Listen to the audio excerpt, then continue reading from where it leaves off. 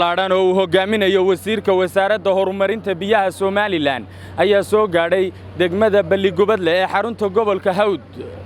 wafdigan wasiirka oo ay wehelinayeen wasiirada arrimaha dibadda iyo beeraha Soomaaliland xildhibaano ka mid ah golaha wakiilada Soomaaliland iyo mas'uuliyiin kale ayaa ujeedadoodu daaranayd barbilowga mashruuca loogu samaynayo riigga degmadan Balligubadle kaasi oo ku baahi beeli doono munaasabadii ballaadhneed ee loo qabtay daahfurka oo ka dhacday xarunta dawladda hoose ugu horeynba waxa halkaasi ka hadlay maayirka degmada Balligubadle gudoomiyaha gobolka Hawd waayeelka iyo waxgaradka waxayna sheegeen inay soo dhaweynayaan iyagoo u mahad celiyay xukuumadda Soomaaliland sidaan lixdan uga sheekaynayo ninkii Ibrahim loola jiray ee barasaabka ahaa hormeedkii waxay xafiis loo dhisay maanta waxaan rajaynayaa biyuuna Balligubadle soo galayaan marado cali badeed marayo waxaana noo ballan qaaday wasiir inaad qasamaha noo raxayso magaalada wasalaam calaykum daahfurkii riigbiyoodkan uu hogaaminayo wasiirka biyaha cali badeed waxaan leenahay horta wasiir insha Allah taala gobolka biyo hore oo wanaagsan u lahayn waxaan jecelahay inaad wasiirkii ku guuleysta inaad ahaato insha Allah taala gobolka Hawd loogu dhigay ninka cali badeed oo cali marixaan loo oran jiray markii hore ayaa badda biya ilaahay idimkii noo soo saaray baan oran doonaa badbiyaana noqon doonta idimkii ilaahay waxaanu leenahay wasiir gobolku waa gobol oomana ah gobolku waa gobolkii halganka maanta mujaahid baatay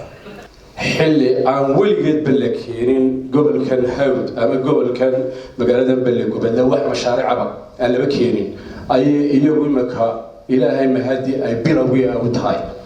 seemarkaynu inagu aynu hambaliyada iyo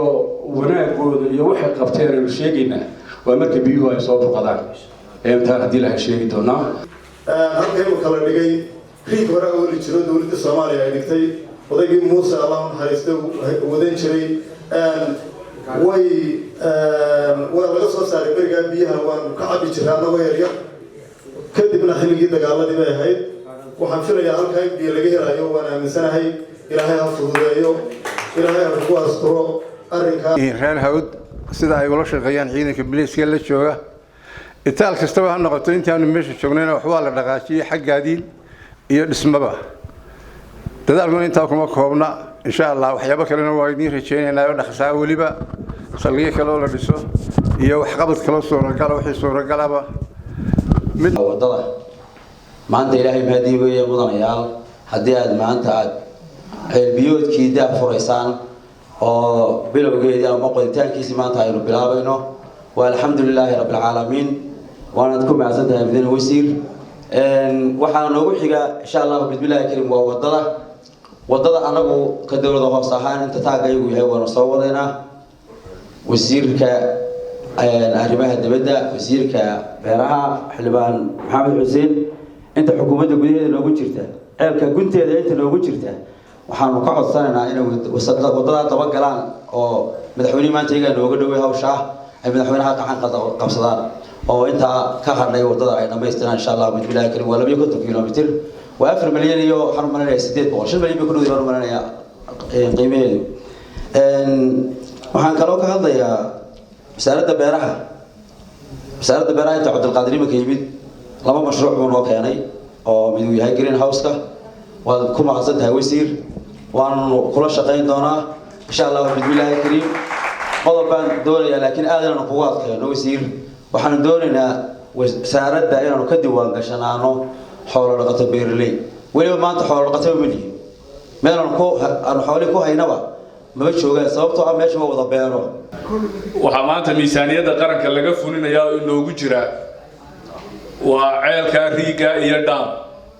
hay'adna ma fulinayso cid kalena ma fulinayso baacushana ma fulinayo waxa laga fulinayaa miisaaniyadda qaranka Jamhuuriyadda Soomaaliland waa siyaasadda madaxweynaha qaranka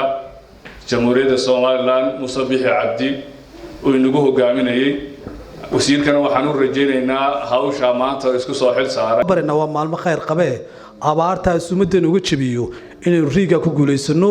marka dambana khadarow inaga iyo wasiirada iyo wasiirka biyo baan ka qayb qaadano inuu ka hawlgalno sidii magaalada qasabada loo gelin lahaa insha Allah taala tuush loogu madalaha reer Balligubadle waxaan u sheegay riigan oo kaliya tan maaha dhaamkiiba isagana qadaraaskiisii la baahiyay dhaamka qadaraaskiisii markii la baahiyay toddobaadyada soo socda waa la bixinayaa isagana waa la bilaabayaa sayla oo uu riigu ka yimid kuna noqon doonana iyada lafteedu waa gobolka Hawd la socda meel kale maaha waa riigii labaad marka gobolka Hawd yimaada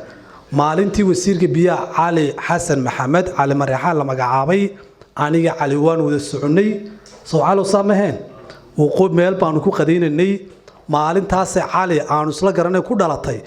in miisaaniyada la diyaariyo oo lagu daro wasiirka wasaaradda horumarinta biyaha Soomaaliland Cali Xasan Maxamed Cali Marixaan iyo wasiirada wasaaradaha arrimaha dibadda Soomaaliland iyo wasiirka beeraha ayaa iyaguna geestooda halkaasi ka hadlay waxayna bulshada deegaankani ku amaaneen sida ay u soo dhaweynayaan mashaariicdan ay u wado xukuumaddu way kala nasiib badiyeen fuqadaa ilaahay way kala nasiib badiyeen oo Balligubadle waxay ku suntan tahay taariikhdu been ma sheegtay taariikh bay leedahay taariikhdeedana meel baa la dhigo waa ta dhashay qarankana aynu arkayno ee horumarkiisa meeshu gaaray aynu dareemayno 31 sanadoodii aynu jirnay aan maayarshiinana wuxuu ku suntanaan doonaa horumarka degmada Balligubadle insha Allah bismillaahi kariim waa shaqadu hayo waa shaqo loo bogay oo wanaagsan kolley xildhibaanka iyo annagu intaanu joogo xildhibaanku waa joogayaa annagu waana la magacaabay intaanu joognana waxaanu annaguna ku suntanaan doonaa oo hortiina ka balan qaadaynaa inaan wax weyn qabano oo aanu change keeno gobolkani wuxuu ku yaalaa meel xuduuda Somaliland iyo gobolkaba waxa u dana ah wado hagaagsan oo isku xidha labada dal ee Somaliland iyo Ethiopia wado hore u maraysa wax isugu yeedaarsiga labada dal wado hore u maraysa dhaqaalaha gobolka shaqo abuurka waxaan idinku ballan qaadaynaa inaanu war wanaagsan idinka hayno madaxweynaha dalka Jamhuuriyadda Somaliland Muuse Biixi Cabdi taas horta qof waliba ku xisaabtamo hadii ceelkii la keenay riigii la keenay oo shirkadii contract la siiyay oo waliba lacagtii contract la siiyay boqolkiiba konton bay haystaa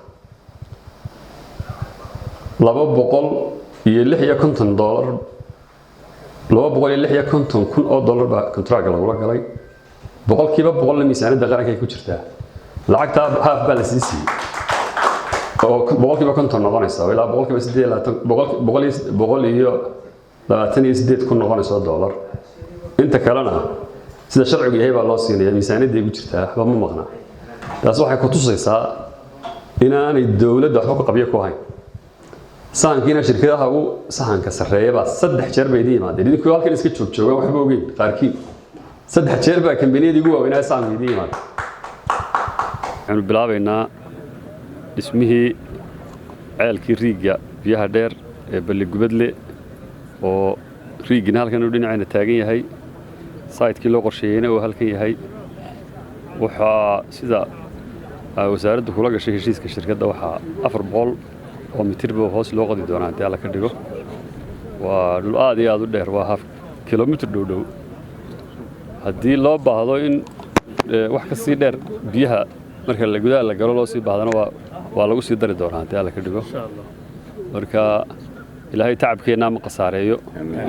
ilaahay biyo wanaagsan oo badan oo ku filan magaalada iyo deegaanka iyo dad iyo dunyada